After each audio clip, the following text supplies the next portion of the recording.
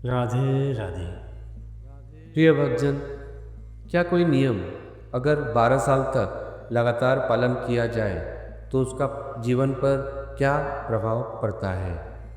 स्वामी प्रेमानंद जी आज इस विषय पर सरल और सटीक ज्ञान साझा कर रहे हैं। इसलिए ध्यान से सुनिए, क्योंकि यह समझ आपकी साधना पथ को नई दिशा दे सकती है। वीडियो को अंत तक ज़रूर देखें, क्योंकि हर शब्द आपके आत्मिक विकास में सहायक हो सकता है। राधे राधे। जब तक नियम को अपना सर्वस्व नहीं मानते तब तक प्रेम की प्राप्ति नहीं होती। नियम से आसक्ति हो जाती है। ये तो उपासना है। अगर वासना भी नियम से की जाए तो उसमें आसक्ति हो जाती है। मानो एक कोई तंबाकू है, वो खा रहा है, उसके खाते खाते इतनी आसक्ति हो जाएगी कि उसको लगेगा मैं इसके बिना जी नहीं सकता। ये नियम में पावर है, ये नियम में सामर्थ्य है। असत वस्तुओं का सेवन अगर नियम पूर्वक किया जाए तो ऐसा अनुभव कराने लगती है कि मैं उनके बिना रह नहीं सकता। तो यदि हम सच्चिदानंद प्रभु का भजन का नियम करें तो नियम में इतनी सामर्थ्य है कि कुछ समय के बाद आप भजन के बिना रह नहीं सकते, आपके भजन में आसक्ति हो जाएगी। पर नियम पालन के लिए हर कष्ट सहना, यही तपस्या है। जिस नियम को हम लें उस नियम पालन करने के लिए चाहे हमें जितना कष्ट मिले, हम अपने नियम को न तोड़ें। तो नियम से भगवान प्रसन्न हो जाते हैं, क्योंकि नियम से ही प्रेम की प्राप्ति होती है। नियम पालन करने के लिए हमको इतना बलवान बनना पड़ेगा, चाहे लोग हमारी निंदा करें या हमारी स्तुति करें। लक्ष्मी सब नष्ट हो जाए, सारे सुख नष्ट हो जाए, अद्ययुवा मरणमस्तु युगांतरे वा, अभी मर जाऊं या युगों में मरूं, इसकी कोई परवाह नहीं। पर मैं अपने सतमार्ग के नियम को नहीं तोड़ सकता। नियम बहुत बड़ी महिमा है। बलराम ब्रजवासी एक ब्रजवासी के नियम की बात बता रहे थे कि वो अपने गुरुजी का गुरुमंत्र 4 घंटे नियम पूर्वक जपते। तो जिस नियम में वो जप कर रहे थे उसी समय उनको सूचना मिली कि उनका पुत्र मथुरा और वृंदावन के बीच में एक्सीडेंट में मर गया है। वो आसन से खड़े नहीं हुए, आचमन किया और परिवार वालों को कहा जाओ अब तो मर ही गए हैं, उनकी अंत्येष्टि क्रिया की व्यवस्था करो, हमारा नियम पूरा हो जाएगा तब उठ के हम आएंगे। कितनी बड़ी बात है कि एक पुत्र, वो भी मरणासन अवस्था में, और हम उस समय नियम का पालन करने की बात करें। धीरा वही धैर्यवान है जो अपने नियम का पालन करे। नियम के पालन में देवता भी विघ्न डालते हैं, माया भी विघ्न डालती है, पर जो नियम ले कम से कम 12 वर्ष तक उसका पालन करे तो बहुत बहुत लाभ उसे प्राप्त होगा। आज किसी की आध्यात्मिक विशेष उन्नति इसीलिए नहीं दिखाई देती, नियम की पूर्ति की तरफ किसी का चिंतन नहीं है। हमारा नियम है, हम इतने बजे जगते हैं, इतने माला करते हैं, इतना पाठ करते हैं, सत्संग जाते हैं, अमुक अमुक हमारी दिनचर्या है। मनाया माला चला ली, मनाया नियम। चैतन्य महाप्रभु जिनका पावन चरित्र आप सुन रहे हैं, नियम बना दिया, पूरी रात श्रीवास के घर कीर्तन होगा। तुमुल ध्वनि से, उच्च ध्वनि से मृदंग झांझ ढफ आदि बजते, महाप्रभु बीच में हरि बोल और महामंत्र का कीर्तन अमृत में। आसपास के जो लोग थे, जो श्रद्धावान थे, उनके हृदय में उत्साह प्रकट हुआ कि काश अगर ये दरवाजा बंद करके कीर्तन न करते तो हम लोग भी सम्मिलित हो जाते। तो जो अनाधिकारी थे उनके भी हृदय में जलन हुई, किसी तरह कीर्तन बंद होना चाहिए। ये झांझ पीट पीट कर पूरी रात सोने नहीं देते। जो विषयी पुरुष होते हैं उनको भागवतिक पुरुषों से द्वेष होता है अपने आप। यद्यपि भागवतिक महापुरुषों के द्वारा उनका कभी अमंगल नहीं, तो द्वेष का कारण ही कोई उपस्थित नहीं हो सकता। भक्तों के जीवन में ऐसे कोई आचरण नहीं होते कि किसी व्यक्ति की जलन का कारण बने। पर जो विषयी होते हैं, पापात्मा होते हैं, उनका स्वाभाविक भक्तों से द्वेष होता है, ये प्रकृति है, ये स्वभाव है। महाप्रभु को भी नहीं बख्शा। जो आसपास के लोग द्वेष करने वाले थे, अनाधिकारी थे, उनके हृदय में भारी जलन पैदा हुई। किसी तरह कीर्तन बंद होना चाहिए। ये नहीं सोचा कि हम कीर्तन नहीं करते तो हमारा परम सौभाग्य ये तो है कि हमारे कानों में नाम कीर्तन पड़ रहा है भगवान का। जो गति कीर्तन करने वालों की होती है वही गति कीर्तन सुनने वालों की होती है। जो कथन का फल है वही श्रवण का फल है। जो भावुक लोग थे उनके हृदय में संकीर्तन को देखने की उत्सुकता उत्पन्न हुई। यह नियम बहुत दोनों को अखरने लगा। जो अनाधिकारी द्वेष भाव रखने वाले थे उनके हृदय में तो अखरने लगा कि पूरी रात ढोल पीटते हैं, जान पीटते हैं, नींद नहीं आती। जो अधिकारी भावुक जन थे उनको कि बस चयन किए हुए भक्त जनों को अंदर कर लिया और दरवाजा बंद कर लिया। ये क्या है? अरे खुला कीर्तन करो जिससे हम भी आनंदित हो। दोनों भाव वालों को झुंझलाहट पैदा हो गई। श्रद्धावान अपनी झुंझलाहट को रोककर धैर्य पूर्वक कि कभी तो ऐसा अवसर आएगा कि कीर्तन घर के बाहर होगा तो हम भी आनंद ले लेंगे, वो प्रतीक्षा करने लगे। नम्रता पूर्वक भगवान से प्रार्थना करने लगे कि कभी हमें भी कीर्तन में सम्मिलित होने का अवसर मिले।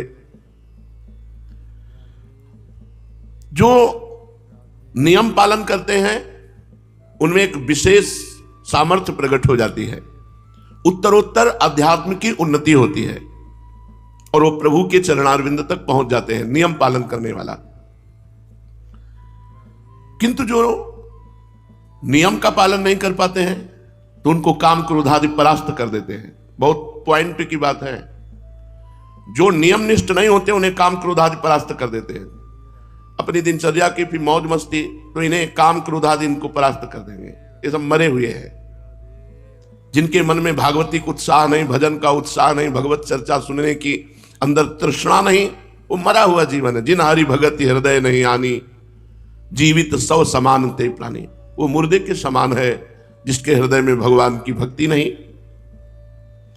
जो संकीर्तन को विघ्न रूप समझ रहे थे, यार रात भर ऐसा होता है जहां भागवतिक नियम होता है वहां द्वेष पैदा हो जाता है। उन लोगों के हृदय में जो विषय होते हैं, द्वेष स्वाभाविक प्रकट हो जाता है। ये प्रकृति है।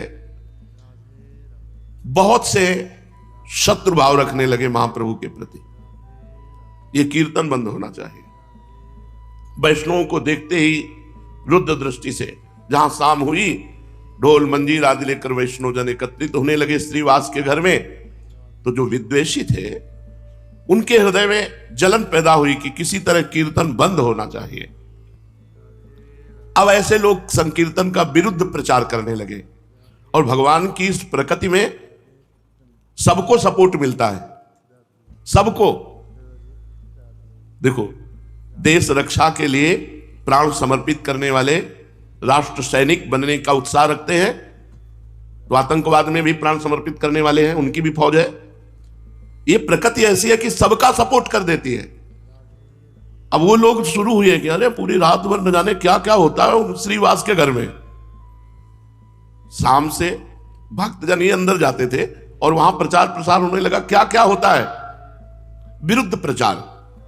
संकीर्तन को बंद कराने के लिए बुरे बुरे भाव प्रकाशित किए गए। सब कुछ होता है वहां, बुरे बुरे भाव प्रकाशित हुए। नियम, प्राण चाहे चला जाए, तभी कहा अद्यैव वा मरणमस्तु युगांतरे वा, आज मरूं या हजारों वर्ष बाद मरूं, इसकी कोई परवाह नहीं, नियम नहीं टूटने वाला। अब वो बुरे बुरे प्रचार प्रसार करने लगे। जो दुष्ट स्वभाव के लोग होते हैं उनको दुष्टता करने में मजा आता है। दूसरे की बुराई करने वाले को अगला जन्म चमगादड़ का मिलता है, उल्टा टंगा रहता है। पर उनको बुराई करने में ऐसा लगता है जैसे राष्ट्रपति पद मिल रहा हो, चार लोग सुनने वाले हो, उनको बुराई करने का अवसर मिले तो इतने खुश होते हैं मानो नृपति बन गए हो। वो दुष्ट स्वभाव के लोग, कीर्तन बंद होना चाहिए। एक पार्टी तैयार हो गई दुष्टों की। बताया ना, सपोर्ट सबका प्रकृति कर देती है। अभी आप कोई विरुद्ध भाव प्रकाशित कीजिए तो आपको सैकड़ों मिल जाएंगे सपोर्ट करने वाले, और सद्भाव प्रकाशित करो तो उसके भी है। प्रकृति सबको सपोर्ट कर देती है।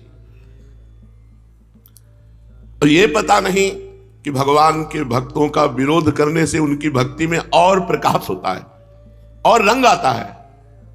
दुष्टों को पता नहीं होता, दुष्टों को लगता है मैं विरोध करूंगा तो इनका अपयश होगा, इनकी हानि होगी।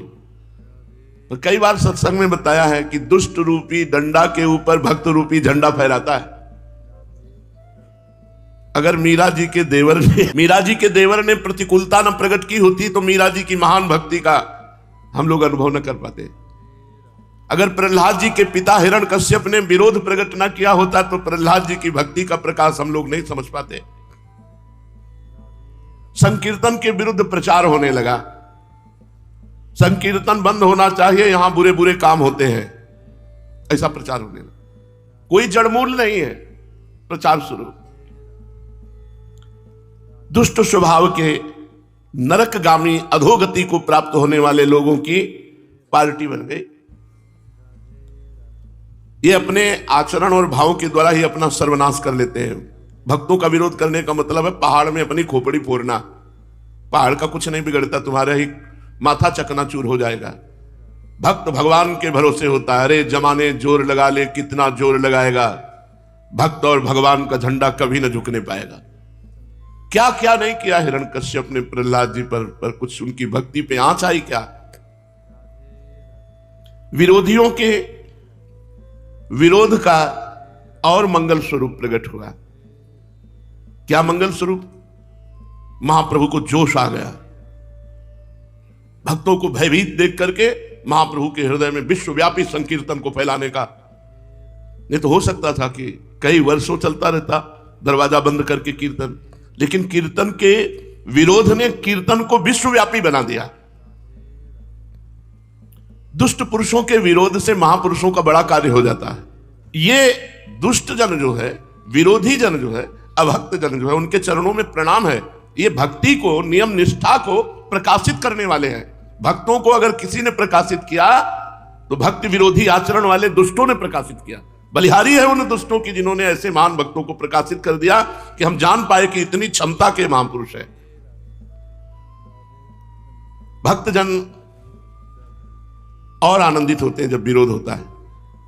देखते हैं श्री जी क्या करते हैं, देखते हैं प्रभु क्या करते हैं। इनका कोई मंगल विधान है और जब परिणाम निकल के आता है तो परम मंगल विधान। देखो यहां कीर्तन का विरोध, भारी विरोध शुरू हो गया। संकीर्तन विरोधियों ने संकीर्तन की पहले निंदा की, फिर रोकने का उपाय सब मिलकर सोचा कि क्या उपाय हो सकता है कीर्तन बंद हो जाए। संकीर्तन के विरुद्ध निंदा करना और यह उपाय सोचना किस तरह से इन भक्तों को भय प्राप्त हो जाए और ये कीर्तन बंद कर दे। महाप्रभु को इसकी कोई परवाह नहीं। श्री कृष्ण संकीर्तन में सदा संलग्न रहने लगे। सैकड़ों लोग विरोधी हो गए कीर्तन के। रात्रि भर संकीर्तन होता, भक्तगण जोर से हरि बोल की ध्वनि करते। आसपास के लोग दुष्टों के संग में हो गए, क्योंकि नींद नहीं, नींद में दखल पड़ता। भांति भांति से कीर्तन के विरुद्ध भाव फैलाने लगे। कोई कहता ये लोग रात्रि भर ढोल पीटते हैं, चिल्लाते हैं, नींद नहीं आती, सोना हराम कर दिया। कोई कहता है योग तपस्या ज्ञान तो कुछ जानते नहीं है, इकट्ठे हो गए पूर्ण चिल्लाते हैं। चिल्लाना ही ये भक्ति समझते हैं। कोई बीच में कहता जी पूरी हत्या की जड़ तो ये श्री बासुर है, ये भीख की रोटी खाता है और रात्रि भर अपने घर में कीर्तन कराता है, पूरा मोहल्ला परेशान है। 10-20 लोग ऐसे बैठ गए, कीर्तन का आनंद नहीं ले रहे, निंदा कर रहे हैं बैठकर, कीर्तन का विरोध की भावना। अब ये प्रचार प्रसार आपस में निंदा स्तुति का होते होते काजी के पास पहुंचा। कुछ लोगों ने काजी से रिपोर्ट की कि श्रीवास के घर रात्रि भर बड़ा उपद्रव होता है, वहां जो नहीं होना चाहिए वो भी होता है, आप इस पर दखल डालिए। अब दुष्टों को तो बड़ा आनंद हुआ। अब ये प्रचार करने लगे कि राजा की तरफ से कीर्तन करने वालों के लिए फौज भेजी गई है और वो आएंगे, कीर्तन करने वालों को बांध कर ले जाएंगे, सजा देंगे, जेल में डाल देंगे। और श्रीवास का घर तो तोड़ फोड़ करके गंगा जी में बहा देंगे। कीर्तन करने वालों की अब खैर नहीं, ऐसे पूरे नवद्वीप में खबर फैल गई जब काजी को सूचना मिली। अब आई है नियम की परीक्षा की घड़ी। अब उनमें जो कुछ हल्के भाव वाले थे उन्होंने कहा भाई कृष्ण कृष्ण जपना तो हम जप लेंगे अब, लेकिन राजा के डंडे कौन खाएगा, जेल में कौन बंद होगा। तो श्रीवास जी के घर आना बंद कर दिया। उनमें जो कच्चे दिल वाले थे, भाई हम तो कीर्तन करते हैं, हमारा तो कोई दोष नहीं, हम तो साफ कह देंगे कि हम भाई अब आज से कीर्तन में नहीं जाएंगे। और सही बात है, किवाड़ बंद करके कीर्तन करने की जरूरत क्या है। कुछ कमजोर दिल वाले जो थे वो उधर ही सपोर्ट में हो गए भयवश। ऐसा नहीं होना चाहिए। अच्छा, कुछ लोग होते हैं दो मुंह वाले, इधर भी मौजली उधर भी मौजली। दुष्टों की तरफ दुष्टता का सहयोग कर दिया, साधु की तरफ साधुता का। अरे आप कीर्तन करो देखेंगे जो होगा। और बहुत अच्छा किया, रात भर कीर्तन करके जो है किसी को चैन नहीं लेने देते दोनों तरफ। तो ऐसे जो कुछ वो तो डर गए। कुछ लोगों ने कहा जब तक फौज ना आवे तब तक कीर्तन चालू रखो, फिर फौज आएगी तो देखा जाएगा। हिम्मती जो भक्तजन थे। कुछ ने कहा कि चलो काजी से जाके कहते हैं कीर्तन में स्त्रियों को भी अंदर ले जाते हैं। मालूम पड़ता है ये लोग शास्त्र विरुद्ध आचरण करने वाले वाम मार्गी। यहां तक ये लोग पता नहीं क्या सोच सकते हैं, कितना सोच सकते हैं विरोधी। और ये एक यही की बात नहीं कि कीर्तन में गदाधर भट्ट जी जब कथा कहते तो भगवान में डूब करके ऐसे कथा कहते कि कथा सुनने वाले वैरागी और प्रेमी हो जाते। संसार से वैराग्य और भगवान से अनुराग। एक कल्याण सिंह नाम के कथा सुनने आते थे, बड़े धनी मानी थे। तो कथा में यही तो चर्चाएं होती हैं कि भाई ब्रह्मचर्य से रहो, संयम से रहो। ऐसा उन्होंने अपनी पत्नी से बात करना बंद कर दिया, काम संबंधी चेष्टाएं बंद कर दी। अब पत्नी तो कथा सुनने आती नहीं थी। उसने विचार किया कि ये पंडित कथा वाचक ही हमारी जिंदगी में आग लगा दी। अब हमारे पति हमसे बातें नहीं करते, कल्याण सिंह, हम इन पंडित की धुलेंगे जिससे हमारे पति की श्रद्धा पंडित के प्रति खत्म हो जाए। तो कथा सुनना बंद कर देंगे तो फिर हमसे पति पत्नी का प्यार। एक दिन देखा कि एक गर्भवती गली गली मांग रही थी भिक्षा। ऐसे बुलाया और कहा कि ऐसे एक एक दाने मांगती घूम रही, तुझे को असरफियां देंगे, ले। और वहां कथा हो रही है। सभा में जाके कह दे कि पंडित जी जब गर्भ नहीं रहा था तो खूब आते हो, गर्भ रह गया है, अब इसका पालन पोषण कौन करेगा। बस इतना तुझे कहना है, जितना पैसा कहेगी उतना देंगे। और वो टुकड़े टुकड़े भीख मांगने वाली, उसके लिए क्या कहने, वो तो निर्लज्ज थी। उसने असरफियां ली और पहुंची कथा में। पंडित जी, तो अब जैसे कथा में पंडित कोई स्त्री पहुंच जाए तो सब, जब ये नहीं था तो खूब आते थे, और जब ये हो गया तो तुम्हारा आना बंद हो गया, इसका पालन पोषण कौन करेगा। वो भी बड़े मौजियल। उन्होंने कहा तू चिंता मत कर, बैठ, इसका भी पालन पोषण होगा, जिसने दिया है उसका पालन पोषण भी करेगा। अब तो खुशखुशी होने लगी आपस में। यार हम कहते थे पाखंडी है, कोई कहता नहीं यार बहुत सही महात्मा है ये। कुछ सदविचार कुछ असद विचार। जो निष्ठावान थे उन्होंने कहा झूठ ऐसा क्यों आरोप किया।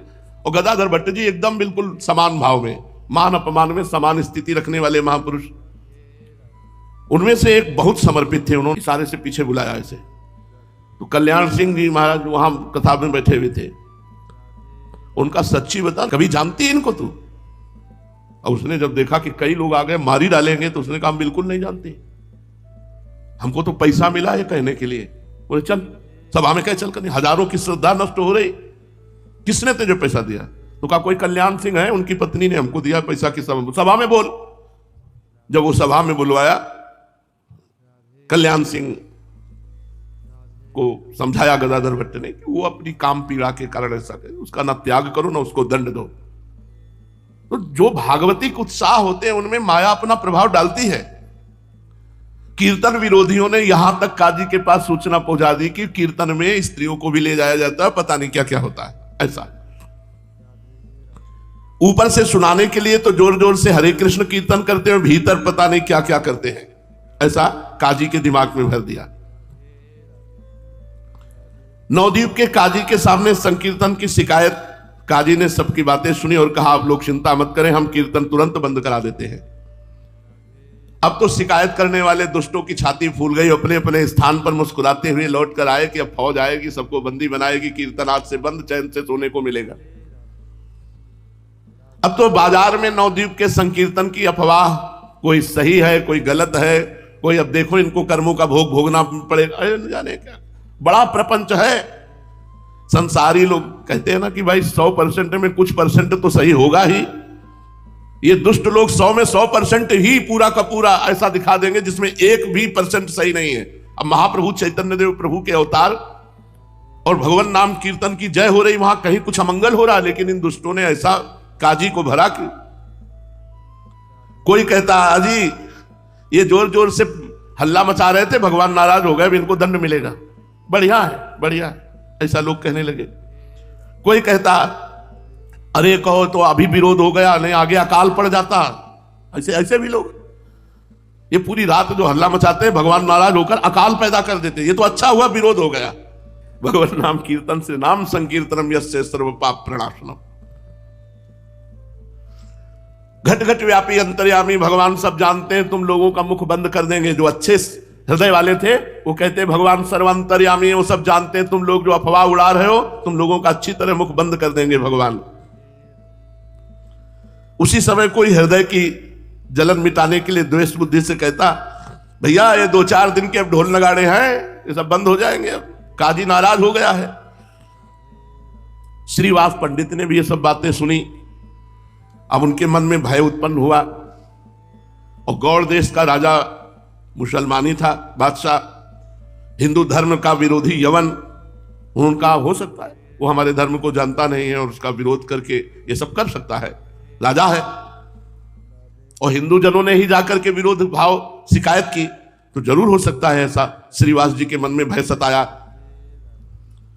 लोगों के मुख से ऐसी बातें सुनकर के प्रायः सब भक्तों के हृदय में डर घुस गया अंदर, क्योंकि यवन हिंदू धर्म विरोधी राजा है और हिंदू जन ही शिकायत कर रहे हैं, तो जरूर कोई ना कोई उपद्रव। श्रीवास पंडित जी के पास आकर के सब भक्त जन सलाह करने लगे कि क्या करना चाहिए। कोई कोई तो कहने लगे अजी कुछ दिन के लिए बंद कर दो नाम कीर्तन, जब ये सब शांत हो जाए तब फिर शुरू कर देंगे। राधे राधे।